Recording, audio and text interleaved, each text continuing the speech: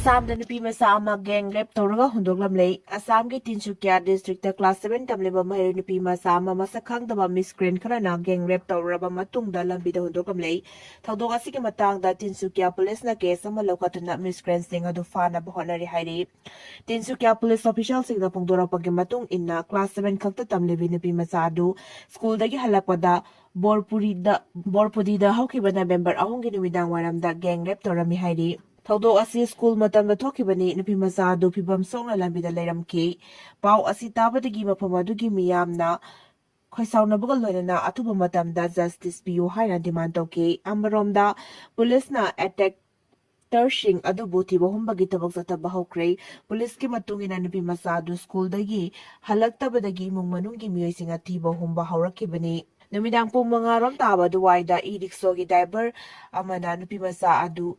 Tea Garden Mayada Tadna Lairamba Tenare Hyduna Pau Pirapadagi, Imung Manungi Mioy Singna from Adula Satpada Sok to Nalamadi, Mapimaron Segai Lairamba Tenakibani, Nupima Saduna Police the Pongdorak Padagi Matung Inna, Mioy Ahumna Tek the Taraduna,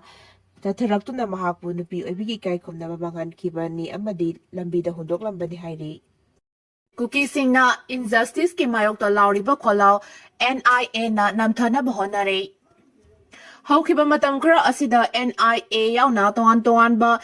agencies singna Kuki Josingi maral lejadraba lusingba kayagi mathakta tongan ba case kaya pansindu na chathariba thawong asi akan mamong da condemn tawi thawong asi injustice ke Maiyokta Laoribakholao singbu namthana bahona bani haina KSO Churachandpur Mars Student Association Twitter Fight Joint Headquarters amasung Zaumi Student Federation General Headquarters and Thadorakpa Joint Statement amana haidi Cherolasina Makata na haidibana NIA na kulai pai daba civilian leadership da national security da threat tawre haiduna case ama pansinduna selective target tawriba ase akanba moong da condemn tawe aduga nakal amadana anti-national activity kaya amadi Valley district sing da thogle masigi khwaidigi nauba khudam haibu mamang tha September 18 da Nambol da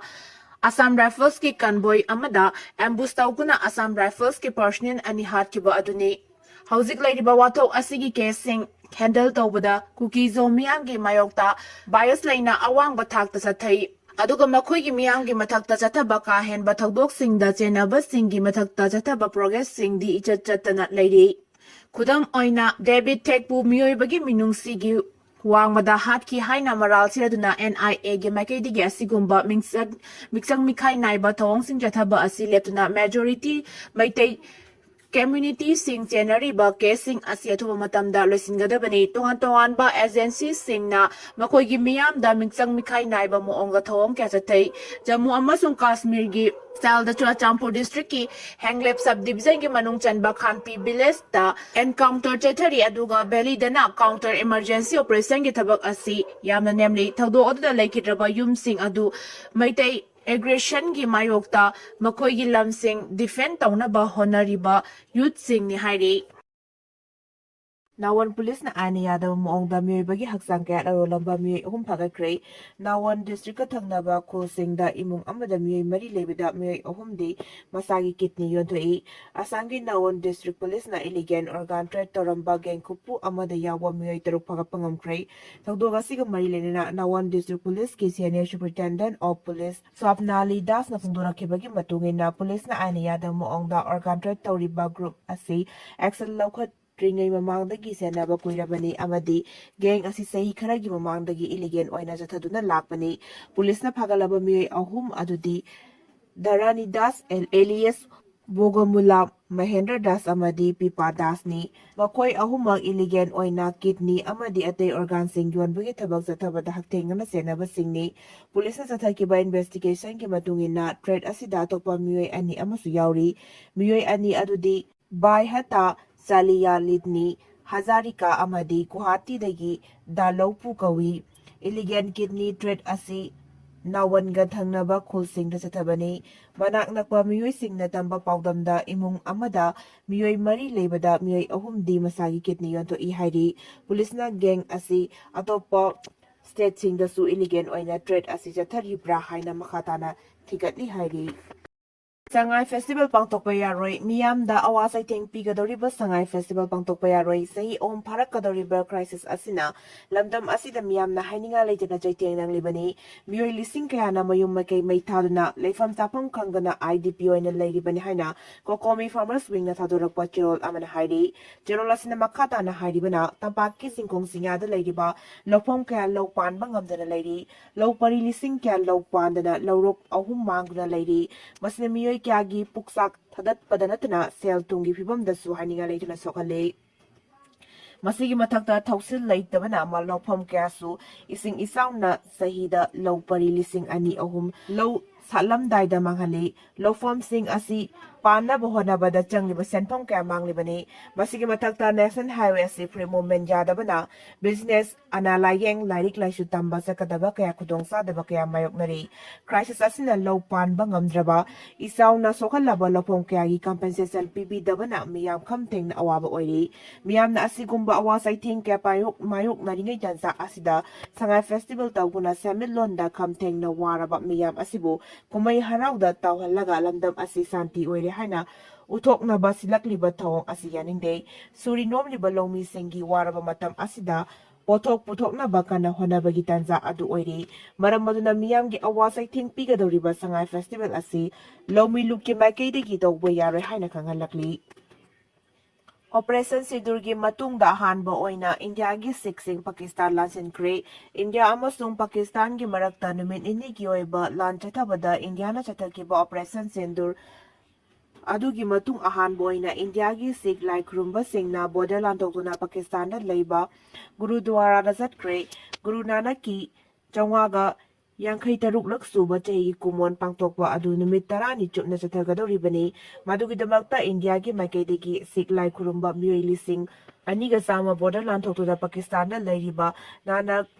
Sahita Punsinduna Mapam Adudagi Lahore Tamna kilometer Marfurom Basta Zakadoribani Madudagi Hauraga Pakistan Manungda Ladiba Guru Nanaki Lai Kurumpam Adu Yogani Haidi Haukibache Olda New Delhi the Labor Pakistan Gi High Commission Nagalai Kurumba Adu Chakadaba Miyoi Lising Aniga Chamagi Pizagi Ayaba Pikibani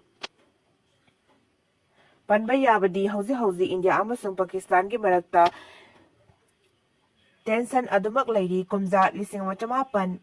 Mariputara Mapangi Me Tada Tokiba Kutongnaba Aduda Miyoi Humputara Hena Seke Madugi Matung Handaki Operation Sinduna Amuk Hena Lebak Anigi Marakta Lady Mari Adu Soksin Bahauke Kangfalgi Lambel the Lady Ba Amatangairaba Active Oiba Border Crossing Adu Waga Atari border asini hairiba border asi lebak anigi marakta kuthongna kiba aduna chathokra sintingduna thamlakpani adubu ngarang ayuk siklai kurumba sing aduna mafam adu lansin bagi ayaba lebak anigi maikaidagi ayaba pinake border adu lanthok kibada Pakistan lomda leiba official singna siklai ningba sing adubu Lai hukla taram no okay. Media na pinagpa report amagi matungina Pakistan lomda sangsilakadaba lai kurungkadaba sik masing lising amaga chatret lomwali adu official oiba masing adu di khangdok pangamdre Pakistan High Commission na Guru Nanak pungkiba mafam adu buikay kumnaba oina interreligious amasung intercultural harmony yokhatuna handaki lai kurumba asisu hanagumna yahankibani hairi Manipur tourist lak amaga lising Humputara Mapalak Lambadagi Lising Taratareta Hantarakre, Sahi Ani Hena Maite Amasun Kuki Jo Puruki Marakta Hana Sunabagi Togdok Tulak Kibana Maram Oraga, Manipura tourist lak Changka Hen Hantarakle, Komza Lising Anigatara Mapan Dagina Kunda tourist lak Amaga Lising Humputara Mapan Laklam Labasu, Komza Lising Aniga Kun Mari Dagina Kun Manga. Dadi subnagi turis lising tarataret kak laki haina report aman pungdurakli. Report asina matam sang nakaluki hana sunaba tawdok tolok pagi matakta aeroplane gi atong man ka hena wangkalakpana turis lakpagi chang hantarakpani. Haukiba ningthokaba numita Imphal da laklamba Union Minister of State for Home Affairs